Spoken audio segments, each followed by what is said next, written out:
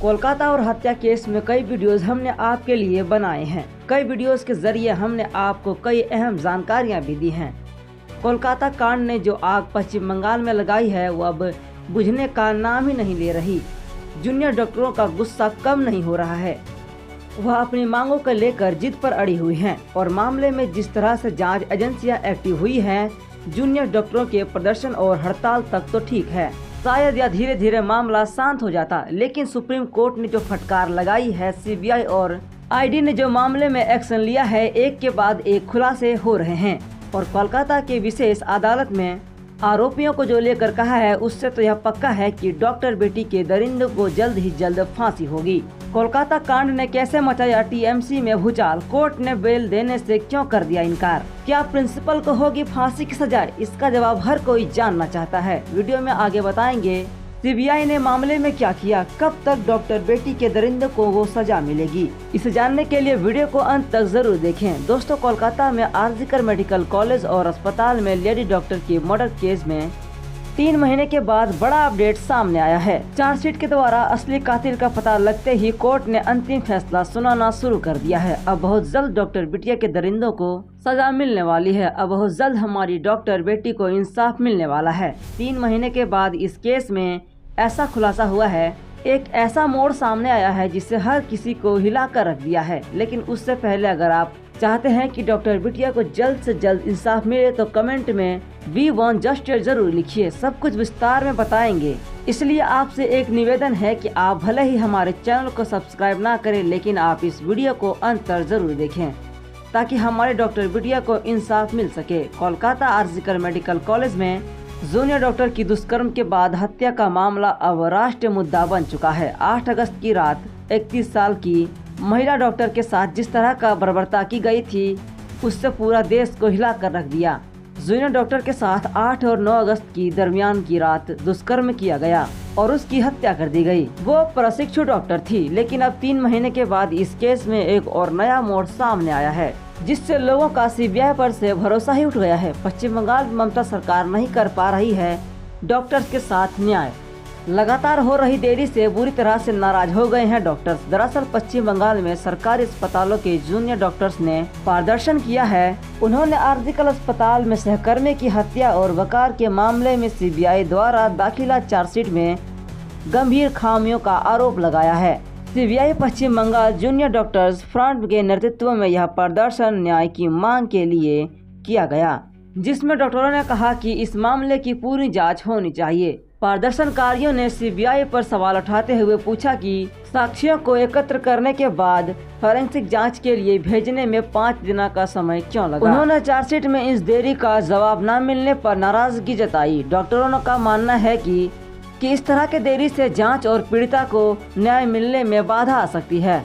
WBJDF ने CBI द्वारा दाखिल चार्जशीट में कई अहम जानकारियों की कमी पर भी सवाल उठाए हैं। एक प्रमुख मुद्दा यह है कि चार्जशीट में मुख्य आरोपी संजय रॉय के 27 मिनट के दौर की गतिविधियों का जिक्र नहीं किया गया, जब 3 बजे से लेकर 4 बजे के बीच पीड़िता का शव मिली थी।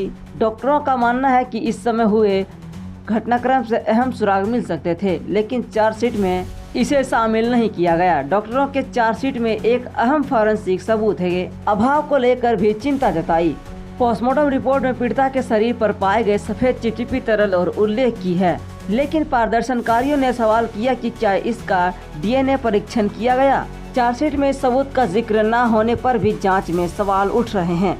प्रदर्शनकारियों ने दावा किया कि सीबीआई की चार्जशीट में ज्यादातर कोलकाता पुलिस की प्रारंभिक जांच पर आधारित है, जिसने इस मामले की जांच सबसे पहले शुरू की थी। बाद में कोलकाता हाई कोर्ट ने मामले में सीबीआई को सौंप दिया। डॉक्टरों ने पूछा कि क्या सीबीआई में चार्जशीट में दाखिला करने से पहले कोई गहन जांच की, क्योंकि उन्हें लगता है कि कोई अहम सबूत इसमें शामिल नहीं किए गए हैं।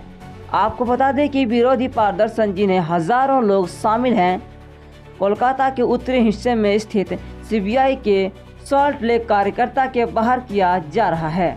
WBJDF ने मामले में पूरी और शीघ्र जांच की मांग की ताकि आरोपी को कड़ी से कड़ी सजा दी जा सके और पीड़िता को न्याय मिल सके। लेकिन डॉक्टरों का कहना है कि इस मामले की दाल में कुछ तो काला है। क्योंकि आरोपी संजय रॉय भी यही कह रहा है कि ममता सरकार उसे फंसा रही है। ममता सरकार ने उसे अपनी बोलती बंद करने को कहा। तो आखिरकार ममता बनर्जी क्यों नहीं चाहती कि इस मामले का सच सामने आए? दोस्तों, मुख्य आरोपी साबित होने के बाद अब संजय रॉय अपने आप को निर्दोष बता रहा है। वह कोलकाता पुलिस कमिश्नर विनीत गोयल पर सीधा सीधा आरोप लगा रहा है कि उन्होंने ही उसे फंसाया है।